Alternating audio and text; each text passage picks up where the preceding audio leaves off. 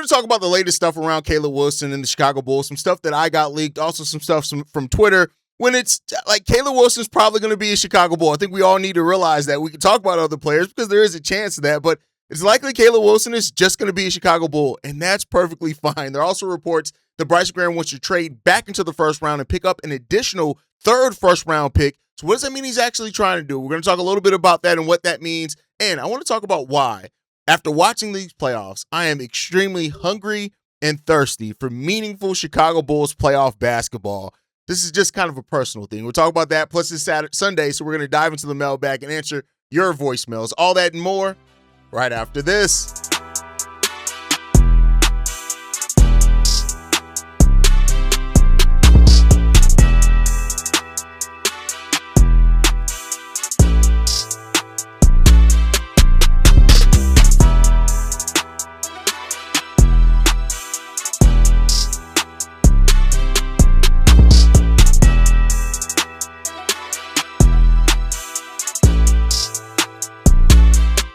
What's going on, Bulls fans? Welcome to another episode of Chicago Bulls Central, your number one spot for everything Chicago Bulls related. I'm the host there, Haize, but more importantly, you guys can follow the channel at Bulls Central Pod on every social media platform we happen to be on. With that said, let's go ahead and get into this content today, y'all. And listen, great basketball yesterday. Shout out to the San Antonio Spurs going to face the New York Knicks in the NBA Finals. That's great. I just wanted to spend some time shouting that out. Over on NBA Central, I will be covering that and we'll actually be talking about the OKC Thunder. I'll be doing an offseason, outlook for them and what needs to happen with them this offseason. So go check out NBA Central if you want to check that out. Oh, by the way, hit that subscribe button. We're trying to get to 50,000 subscribers here. We can only do that with the help of you guys. About 42% of you guys are not subscribed to the channel that watch it every single day. Hit that subscribe button. A lot of people think they're subscribed because we post every day. We're in the algorithm. But go ahead and hit that subscribe button. With that said, let's go ahead and talk about this, right?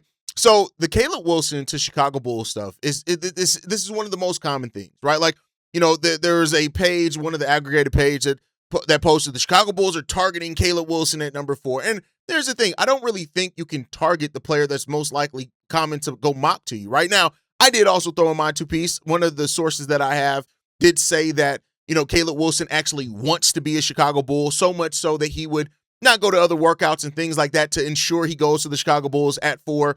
And, with that said, he's the consensus number 4 player. Now, I guess in not working out for other teams, if Caleb Wilson and his agent really think, hey, listen, if we work out for X team, we can move up this draft board, and they had some confidence in that, then okay, you sit out workouts. But at the end of the day, like, Caleb Wilson is probably going to be a Chicago Bull. And it makes sense. He fits the Bulls timeline. He fits the Bulls positional needs. He has so much upside as well, right? Does he have the upside of an AJ DeBonce or Darren Peterson? I mean, probably not, right? Like in just the case of raw total upside. But I will say this, averaging almost 20 points. Like, I've seen so many dumbass comparisons for Caleb Wilson. People compared him for Eco being compared him to Tyrese Thomas. That tells me you have not watched the scene. Like, the thing I think a lot of people do, right, is a lot of people try to compare players to former Bulls because that's what their former reference is.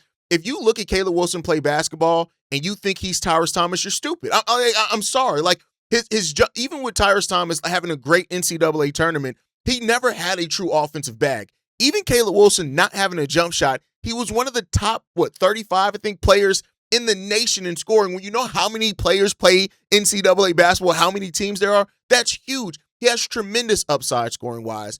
And I think that he's just a much more just formulated player, and he's a way better on-ball defender, way better defensively. Like, Tyrese Thomas, for all that was talked about what he could be defensively, never really turned into a great defender. Now, shot blocking, he had some moments and stuff like that, like, of course, but that's just a dumb comparison. Then, another thing is, anybody who wants to compare to Patrick Williams, if you are so caught up in your Bulls fan PTSD that you legitimately think you're on to something, compare Caleb Wilson to Patrick Williams just because both players had the raw labels for far as their offense, I need you to wake up. I need you to drop the Irish whiskey in your coffee. I need you to really go out and do some research on these guys. I've done my best. I've done my absolute best to show you guys, like, in my draft breakdowns and all of that. If you think Caleb Wilson is anything like either of those two players, you're just flat out wrong. Like, it's just not who he is as a player, right?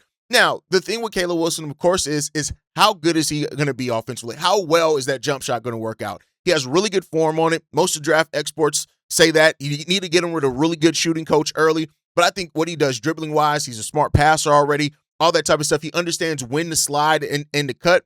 And, if those things, like he's a really good athletic player that has the ability to slash and cut and stuff like that early. I think working with a player like Josh Giddey, having him on the roster, as Caleb Williams starts his career is going to be really good for Caleb Wilson. I said Caleb Wilson, because I think he's going to really work out.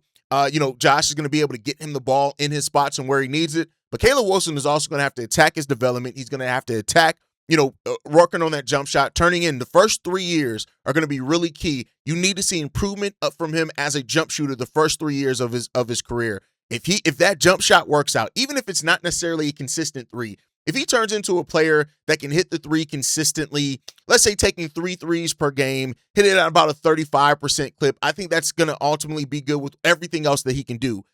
But mid-range as well. He's going to have to find a way to stretch the floor in that area, right? But if he becomes more than that, better than that, you look at Anthony Edwards, one of the knocks on him was him not being a good three-point shooter. He turned into one of the best volume three-point shooters in the league. If Caleb Wilson can attack it like that, you never know what the sky limit is going to be. So Caleb Wilson gives him that upside talent. Like I said, if he wants to be a Bull, great. I think something about it is this. I want players that want to be in Chicago. And people can say, well, he doesn't have a choice. And you're right, he wouldn't have had a choice. But it's still something different about a player wanting to be for that team. The last time in a draft that I remember a player kind of signaling this hard they wanted to be a Chicago Bull was Michael Porter Jr. And we didn't draft him because of medicals and stuff like that. But like, if Caleb Wilson really wants to be a Bull, I think that you're going to see the best version of him because he wants to be here. And him and the potential of him and Modest on that front line, don't let Noah Estingay turn into something as well. We can have that modern forward rotation that we've talked so much about. And so it's a lot of rawness in there, a lot of it, right? And so we got to find a way to develop that. But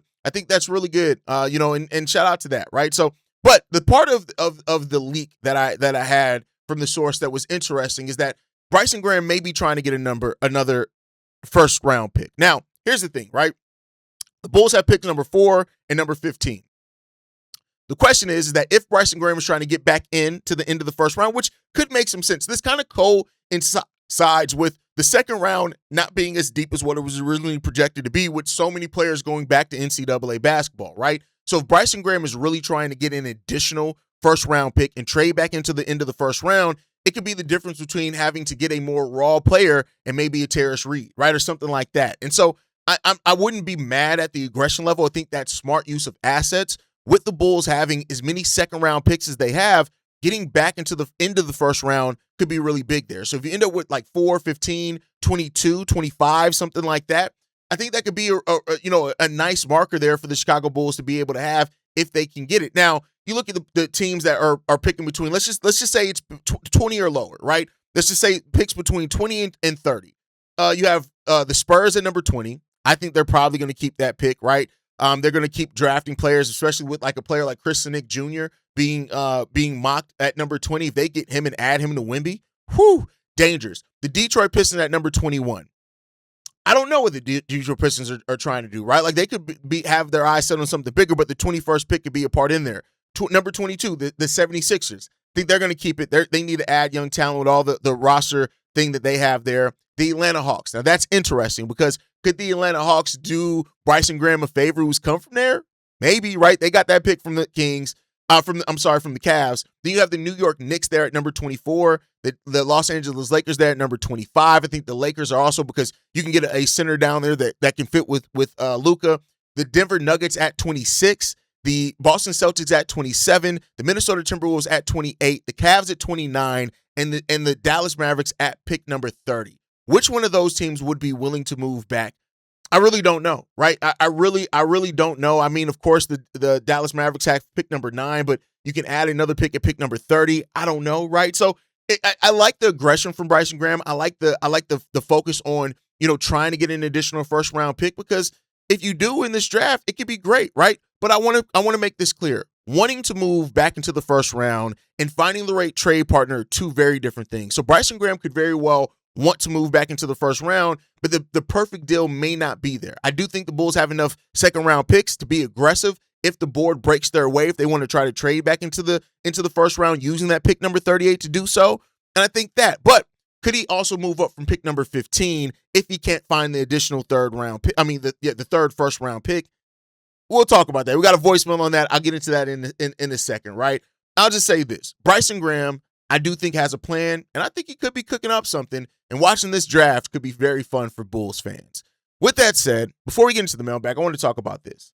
This year's playoffs have shown and reminded me so much of what the Bulls not only are missing, but what as a fan it feels like to actually root for a team that is playing meaningful basketball. Now, by meaningful playoff basketball, I mean the legit chance to win the series. Let's start there, right? For some people, they'll say meaningful. Oh, if you're only making it to the conference finals, listen, you gotta crawl before you can walk. I will take the Bulls being in a first round series where we look at it and say they have a legit chance. They are actually showing fight, push it to 6, 7 games. That's something that I would want, right? I really want that back for Chicago Bulls fans, because if for those that remember the last time we played a meaningful playoff game, and I don't count the series against the Milwaukee Bucks because we knew we never really had a real chance to win that series, right? Like, we never had a chance to win that series. So getting to the place of playing meaningful playoff basketball again, man, that it's something different for Bulls. I didn't even have the show the last time the Bulls played meaningful playoff basketball. Some people are going to say it was the 3 Alpha season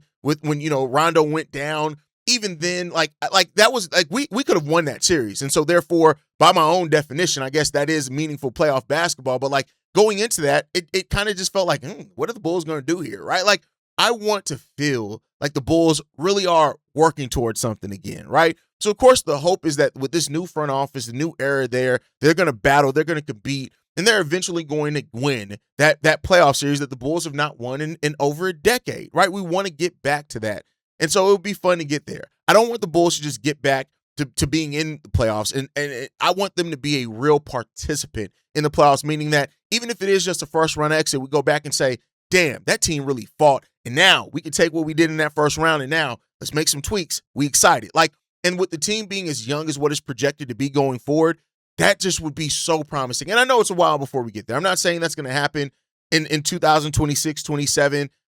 Hopefully it looks like we could do it in 27, 28, but even then, like, it could be a while for the Bulls to get to meaningful a playoff series again. But I hope that it's around the corner, and that's the faith, hopefully, that Bryson Graham and this new front office can instill back in Bulls fans, because if we get back there, man, Bulls fans are going to be rocking. Seeing what the OKC, like just seeing these arenas and everything of what they're doing in there, man, it'll just be fun for that to be the Chicago Bulls in the United Center, and Bears and Bulls fans to be reunited again. That would be really fun to see. Let's hope that we can get there. All right, with that said, enough of me yapping. Let's go ahead and get into the voicemails for today. It is a mailbag day. We got 4 voicemails we're going to get into. This one's from Donovan. What's going on, Haize? What's going on, team? It's your boy, Donovan, man.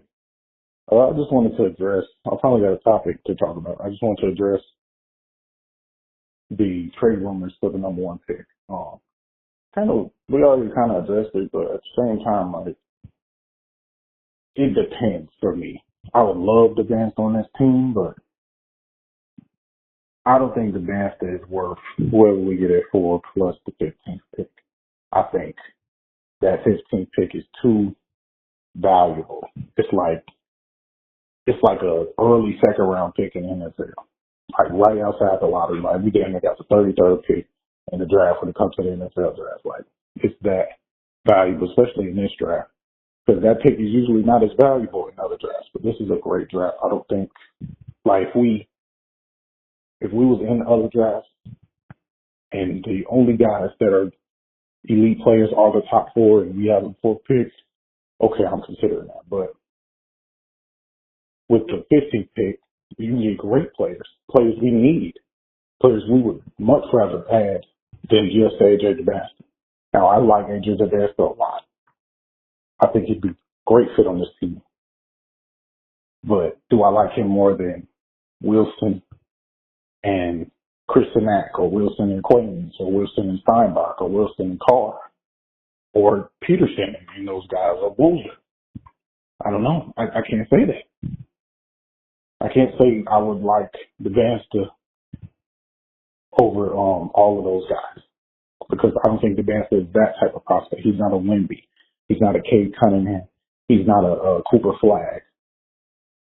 He's great, but he's not clear-cut the number 1 pick. He's the most obvious number one pick in the draft, but he's not clear cut like those other guys were. Like Dylan Harper was good, but he wasn't Cooper Flag. Right? Scoot Henderson was good, but he was nowhere near Wemby. Right? Like Jalen Green was good, but he wasn't Cade Cunningham. There was a gap between them. It's not like that this draft. So I don't think that return would be best. So I would want to keep that pick. Now, if we're able to get, because I don't think we have players with enough magnitude to justify just trading that pick and the player. Like the closest thing I'd see is Josh Giddey. But if we were going to do that, we'd have to trade like Miles Buzelis type shit. And that might not even be enough. But I'm not trading Buzelis. I trade Giddey, but I don't think teams want Giddey, especially Washington. So I don't think it's the best decision. But we didn't have to trade that 15 picks.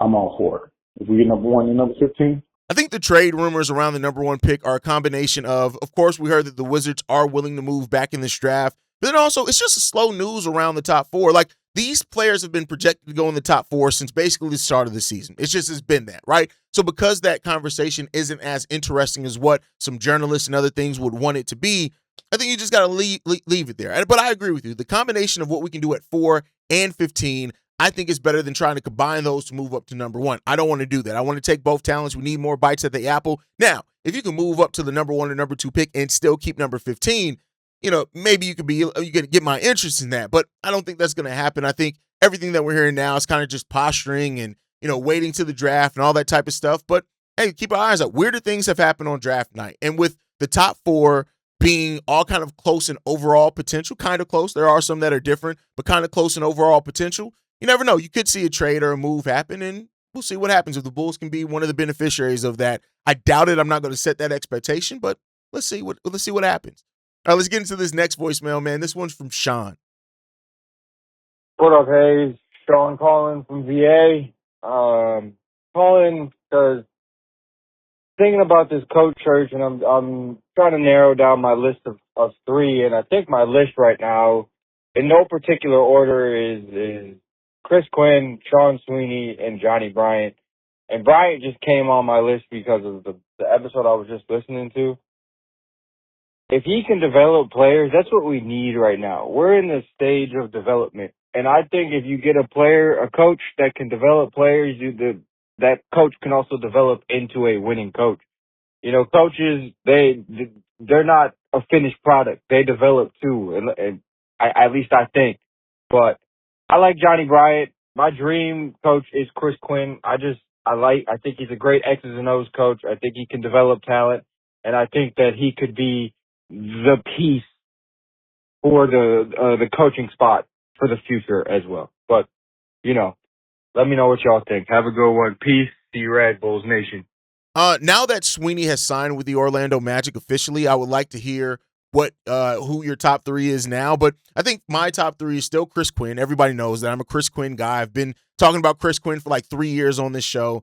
Dave Bliss and Tiago Splitter. Johnny Bryant is right there too. Like I think like he would be right there. I think with Johnny Bryant and the history that he's had in development, and like I said on the episode where I covered him in depth, he is probably the best raw development coach out of any of these guys that's there. He's probably the best development coach there. So, I'd love to see him bring that development over to Chicago, especially with what we need for development. It could be great for the Chicago Bulls. So I'm not mad at that if that ends up being the case. But at the end of the day, I think it still goes back to what I've said about Bryson Graham.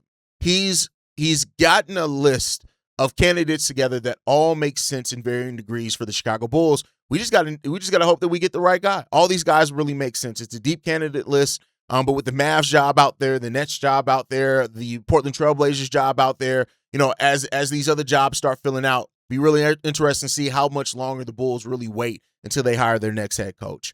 All right, with that said, let's go ahead and get into the next voicemail, man. This one's from Caden. What up, Haize, man? It's your boy Caden again.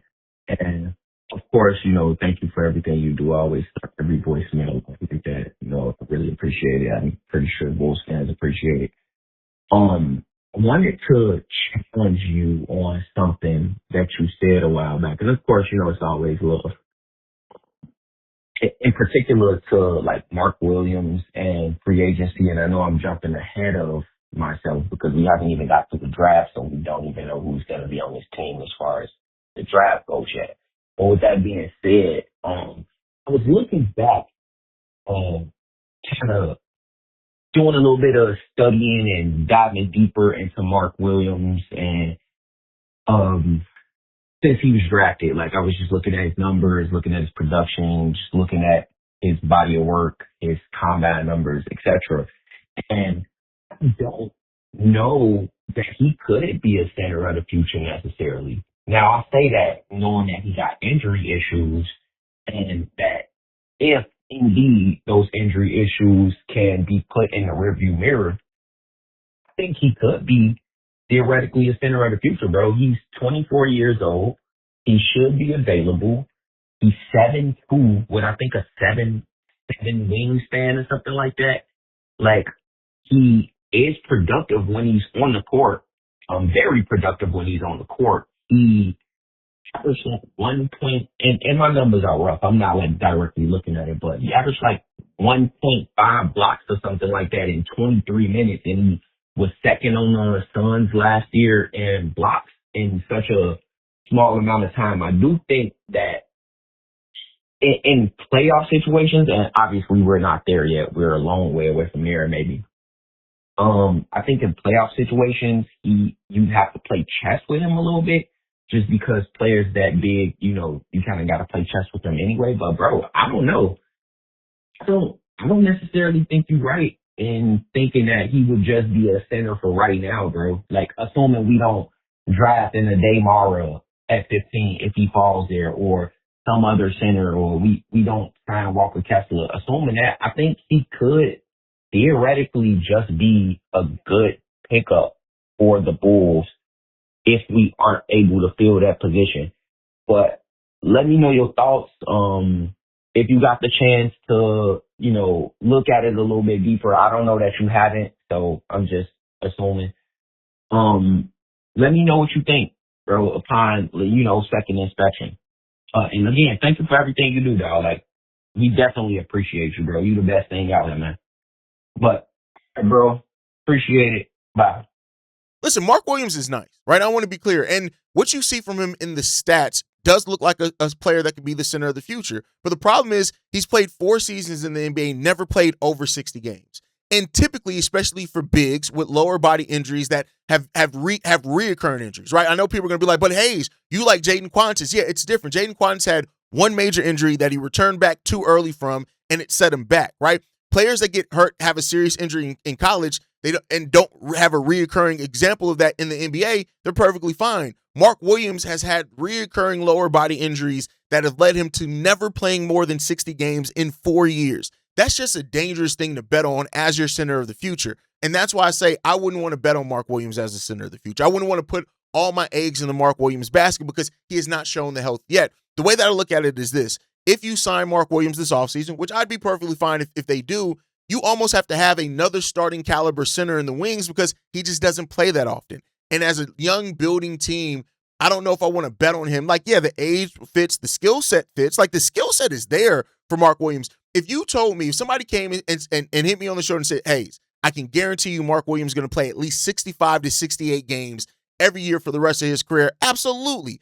Bet on him to be the center of the future. But at that point, that's just not there, and the history is not there. Now, for what it's worth, he had his most healthy season this year, playing 60 games for the first time of his NBA career, which maybe that's a sign that things are starting to correct themselves for him. But for a player that played 43 games, 19 games, 44 games, and 60 games over a 4-year NBA career, I just am a little bit wary on betting on that. He is a starting caliber center, no doubt.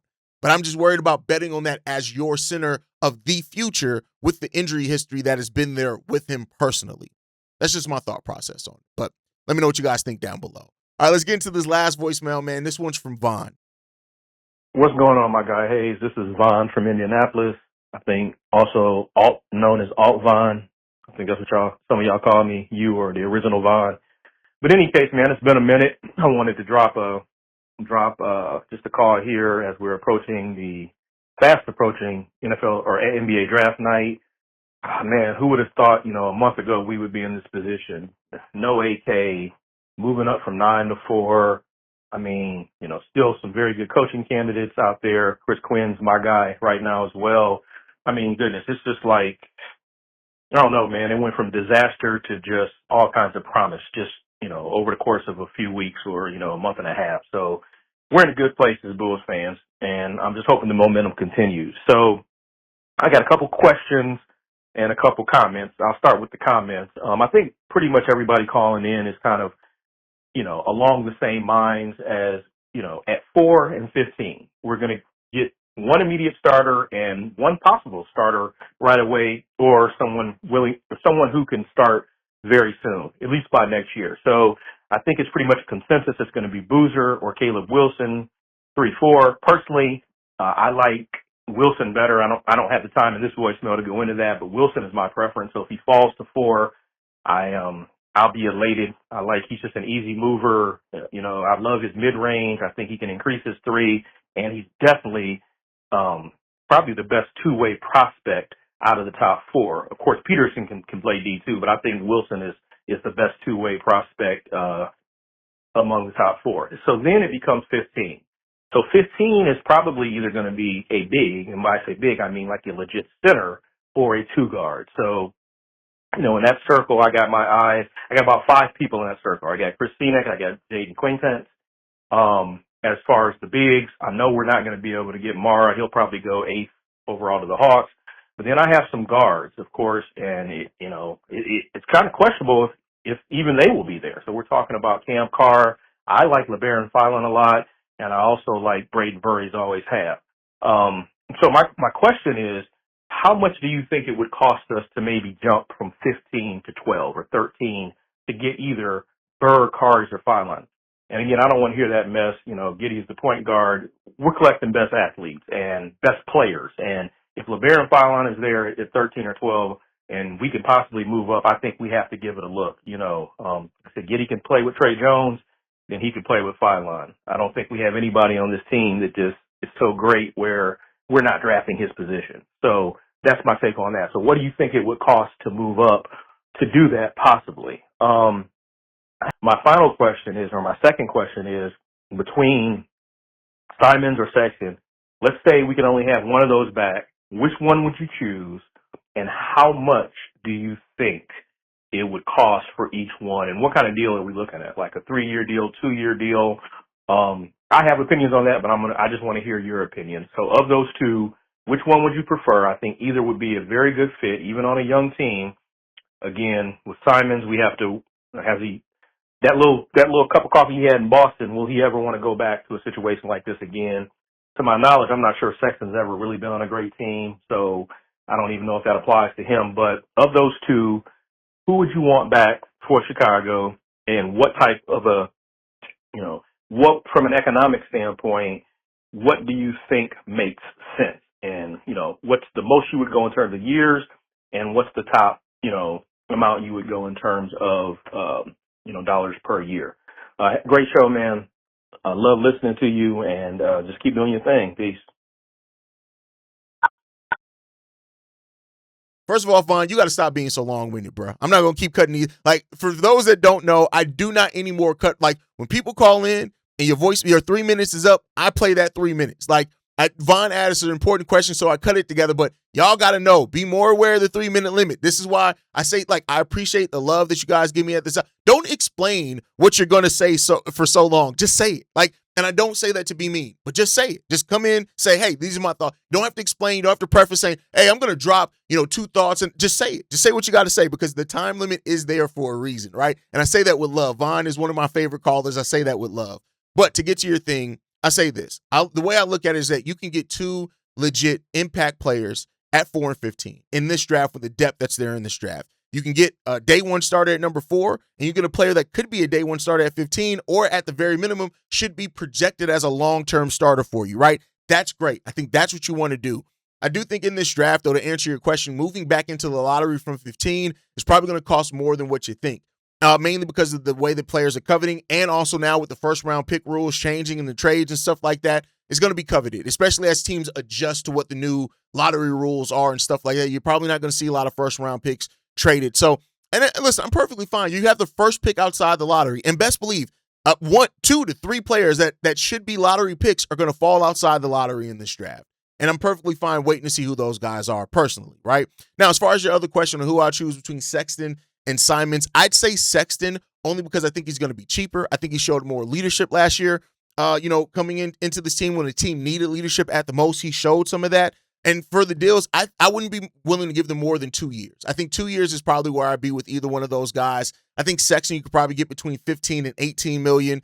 Simons is probably going to take 18 to 20-ish million, depending on what's going to happen with him there. At least that's probably what the negotiations are going to start off at. And therefore, I'd rather Colin Sexton. I think he's good coming off the bench. If you don't draft a guard and you need him to start, he can do a little bit of that. But I think as a high-level reserve, he can come in and he knows his role. He knows what he needs to do. And because the Bulls aren't like projected to be some playoff juggernaut anytime soon, I'd be willing to bet on that for 2 years. I think he brings leadership, a good mindset to this team, and I wouldn't mind him sticking around. But that's my thought. You guys can let me know how you feel down below. But that's going to do it for today's episode. I want to thank all the callers, everybody that called in. You are the life, everybody, period, that's watching, calling in. You guys are the lifeblood of this channel. You guys are amazing. I appreciate you guys so much. Like I say all the time, and I hope I do a better job at thanking you guys. There wouldn't be a Chicago Bulls Central if it wasn't for y'all. And I truly do mean that.